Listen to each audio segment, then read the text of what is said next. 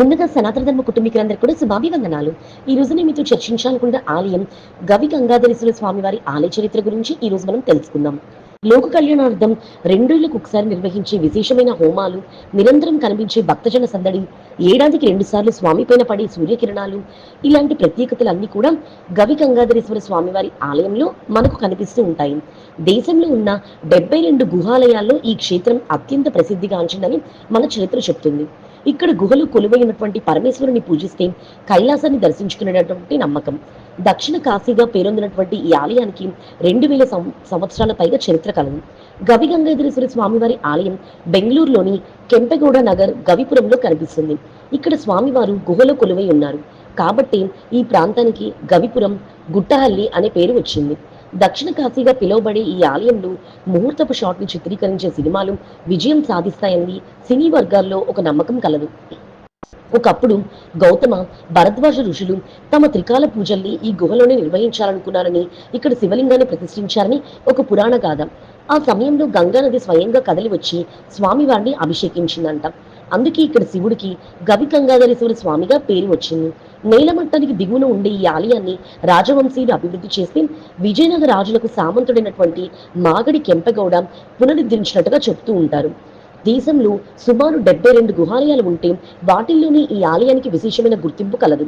ఇక్కడ గుహలో సర్వాలంకార భూషితుడై దక్షిణాభిముఖంగా కొలువు తీరిన స్వామిని దర్శించుకునే భక్తులు ఆ తర్వాత ఇతర దేవతామూర్తులను కూడా పూజిస్తారు.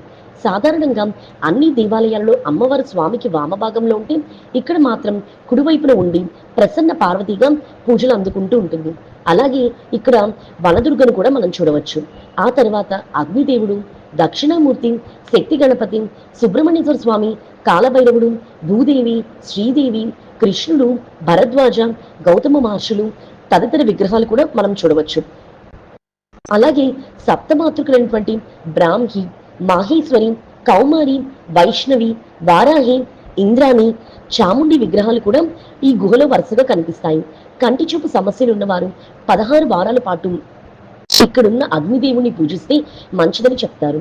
అలాగే ఇక్కడ కొలువైనటువంటి శక్తి గణపతి పైన ఆసీనురాలైనటువంటి ఆది పరాశక్తిని కూడా మనం దర్శించుకోవచ్చు.